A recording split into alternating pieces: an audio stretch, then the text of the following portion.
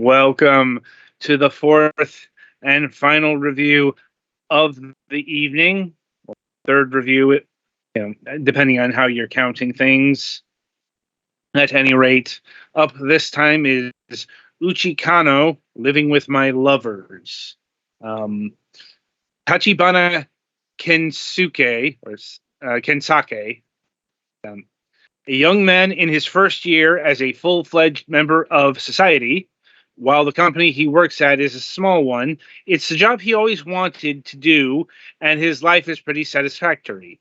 But even though he's both motivated and has much to aspire for, he's now living alone for the first time in his life, and it's becoming a bit exhausting. It's then that a certain thought crosses his mind. If only I had a girlfriend. But one day, Kensuke injures his arm. As a result, two beautiful girls, Chika and Yuri, move in with him.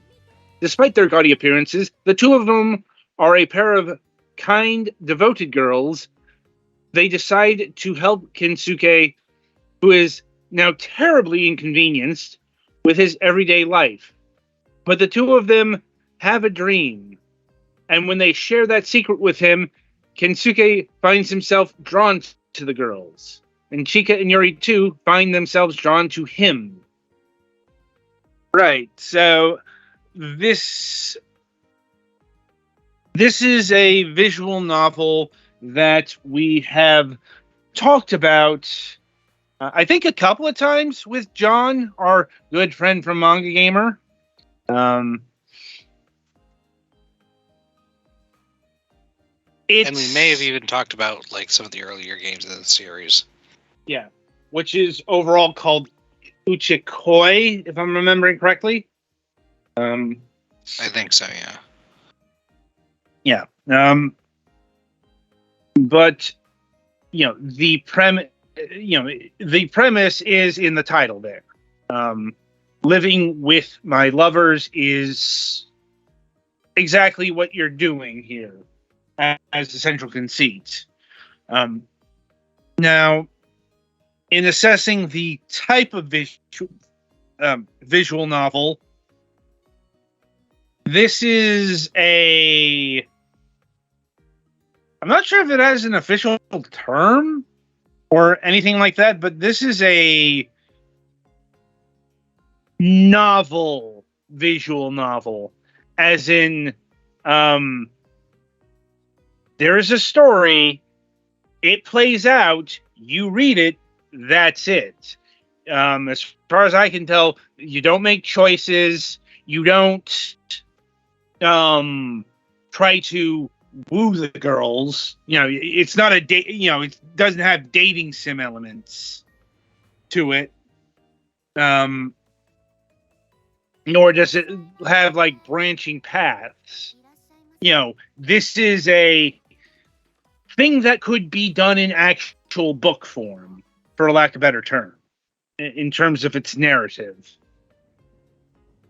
Like, which is, there's nothing wrong with that, but it can make things a bit more hard to rate on a gameplay scale because there's not any actual gameplay here. Not the first one of these we've encountered, probably won't be the last. But now to assess Uchikano on its salaciousness, because that is an ever-going topic with Manga Gamer releases.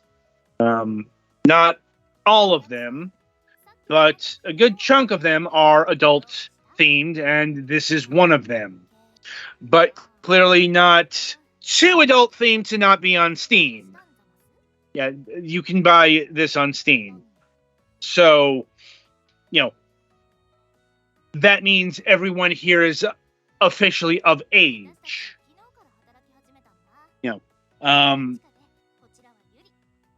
That's one of the big things that Manga Gamer releases have hit a wall on, rightly or wrongly. Sometimes wrongly, sometimes very rightly. You know, but if you're concerned about that, no, everyone here is an adult, and everything here is very adult, and I mean that in terms of maturity, not just like in terms of sex or sexy times. Like, this is a story about a guy who's dating two women at once. I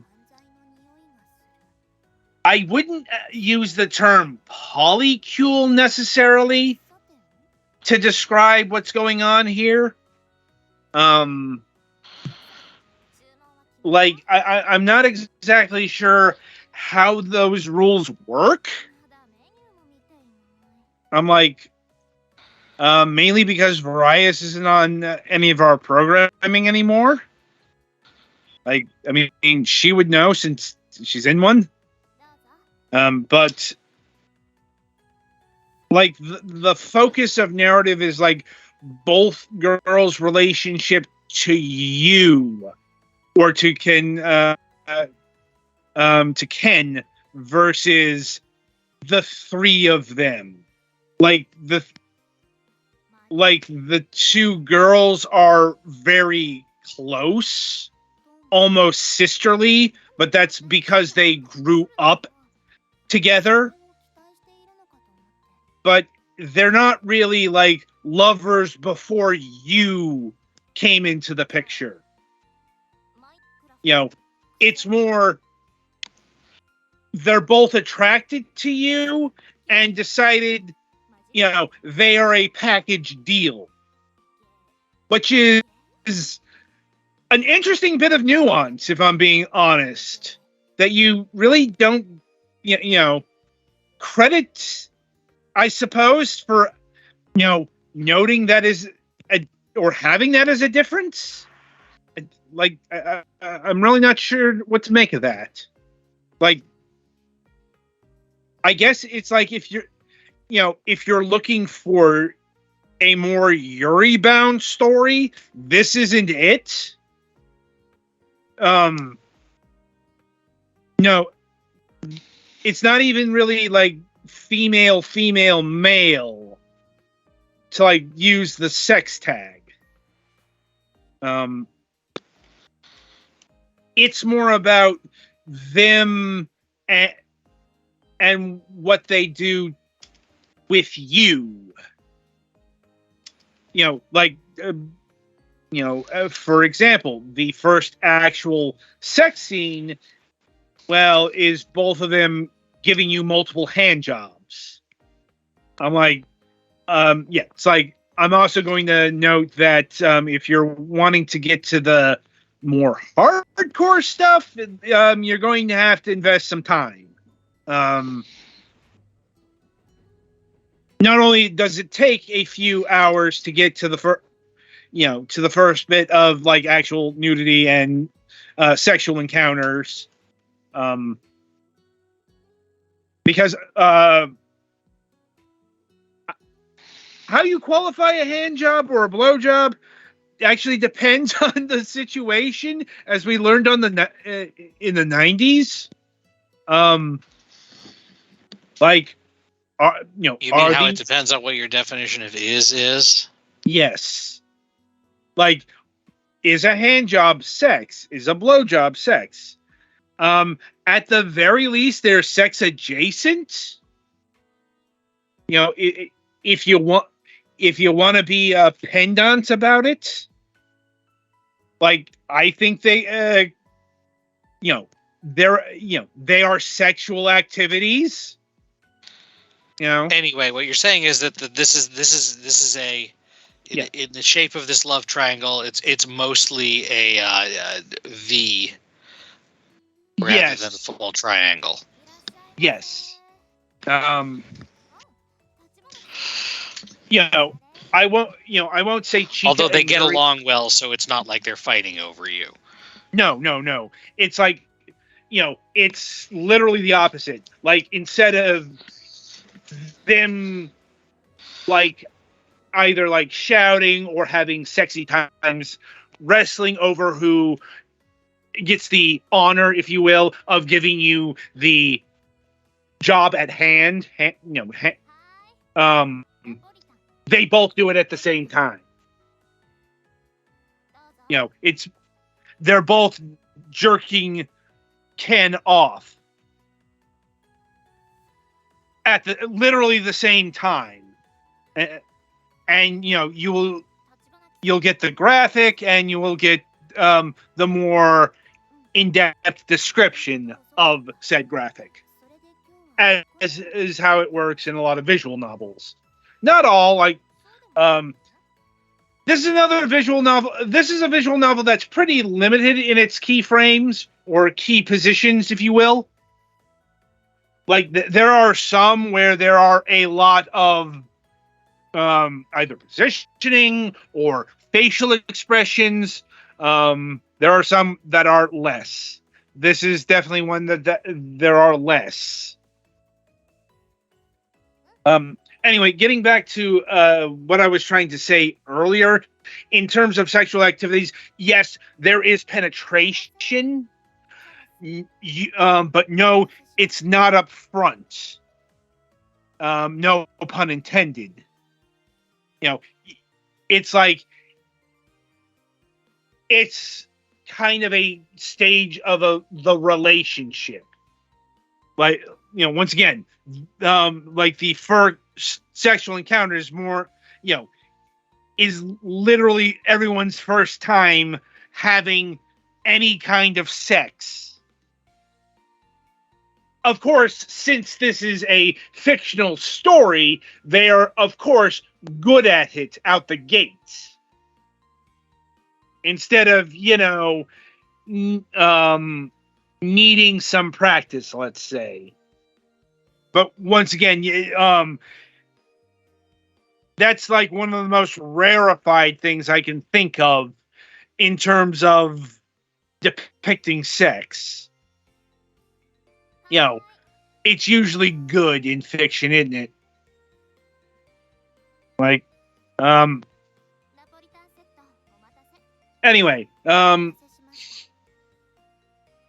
in terms of the narrative itself, it's, or not the narrative, the characterization, because this is something that struck me, and it always strikes me as weird, because it's one of those situations where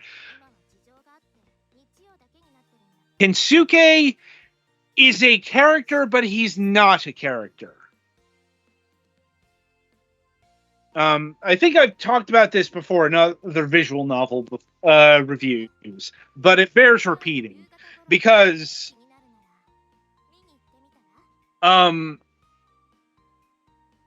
visual novels have different predications of characterization, especially heterosexual ones.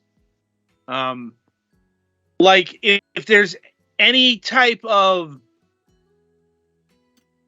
blank slating going on here, it's usually going to be with a typical heterosexual male vessel. And that's kind of the case here. But at the same time, not. Now, what do I mean by that? Okay, first of all, we have a person with a name. Like a full name. Tachibana Kensuke or Kensake. Yeah, it's not romance story starring insert player name here. Right. No. He's got an actual name. He's got wants, needs, desires. Characterization.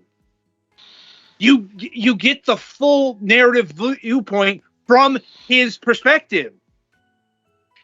By literary terms, he's a character. But in like visual novel terms, he's not, because he's lacking a voice and a face. Like when you see him in like actual picture, he doesn't have a full face. his eyes are obscured. And he has a very generic hair and face that you can see. So they're still trying to blank vessel him. They're trying to say, this could be anyone. This could be you. And I have always found this effect to not work. Because, no, I'm not this guy. I am Tachi. I'm Tachi here. Okay? I'm like, because I'm still getting his narrative. Usually their wants and hopes and dreams and whatever are relatively generic, so that it's theoretically easier to self-insert, but... Yeah. They're not here. I'm like... It's maybe a subset of you having to date and having actual, it's not just fucking, it's not just sex, you're not friends with benefits, you're having actual romantic relations with both women. And that requires actual character development. That's true. So you can't have your cake and eat it too, really, here. And this might be the kind of thing that doesn't bug other people, but it's always bugged me. Because, like I said, this is not the first time I've ranted about it. Maybe a subjective thing, it's maybe a minor thing, but it never fails to get me kind of annoyed, because I'm like, okay, you're still trying to say, you're still trying to make this, you're trying to make him an appearance as generic as possible in order to imprint personality and, place you at the center. But it doesn't really work because, he's got, he's a fully fledged character, basically. Anyway, just had to get that off my chest. Like I said, in terms of like actual sexual encounters, outside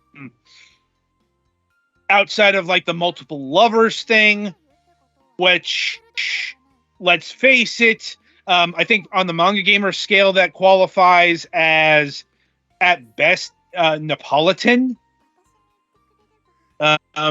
Compared to so many of their other releases that we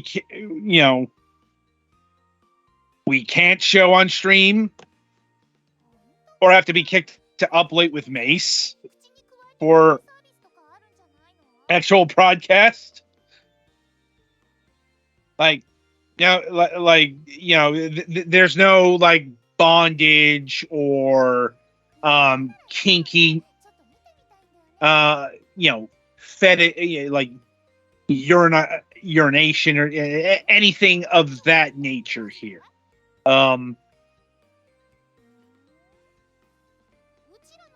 So if you're looking for specialized stuff, you're gonna have to look elsewhere. Like, this is much more typical vanilla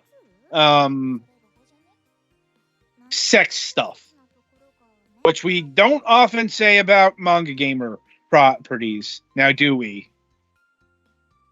Like, it's actually kind of refreshing that I don't have to tiptoe around or blatantly attack very bad things. This has happened before. Anyway. As far as a romance, like an actual romance thing, it's pretty good. It explores a relationship scenario that you don't often see, but does actually exist in the real world.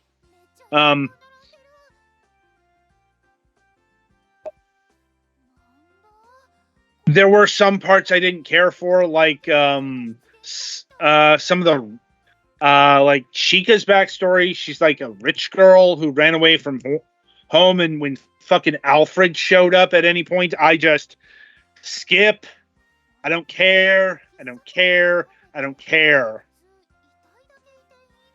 It's like, it's not interesting. It's not compelling. Get more to the relationship stuff. Also, a lot of the job stuff isn't particularly interesting, but that's maybe due to the fact that they've actually made like the people you interact there abstract vessels. Like you talk to some, like you have to deal with some lady who's your boss and constantly sexually harassing you, but she doesn't even have a character portrait, which is actually kind of strange, since she is a lady who is presumably hot. Like, meanwhile, you get Emoto over here and her big titted friend in all of their character glory, such as it is. These two annoyed me pretty fast. I'm a little unclear about the universe relation of this with the other games in the series. I don't know if any of the characters in the other ones make cameos or anything. I could be at some point. I'm like, that would require a level of research that I don't think anyone here is prepared to do. Or we can ask, or rather, we can ask John next time he comes on the program, but she's not too far away, by the way. We might have actually asked him about it, but I don't remember what he said. Yeah.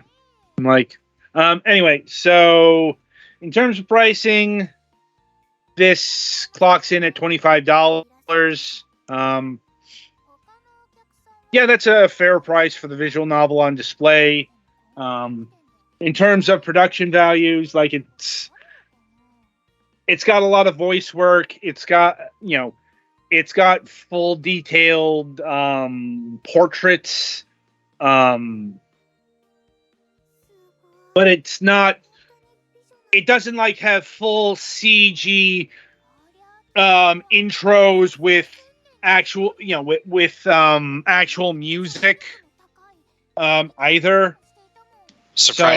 No surprisingly high quality vocal J-pop opening theme for the game you can't play in public. Yeah. So that's why it's not clocking in at, like, say, $40. Like I said,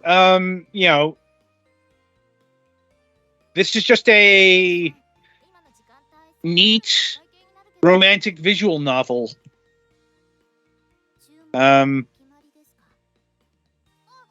If that's what you're looking for, or if you're looking for,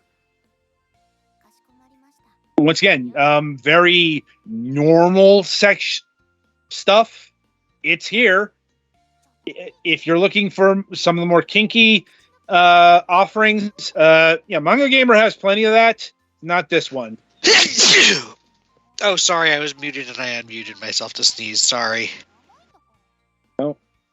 I think the girl's expression here says it all.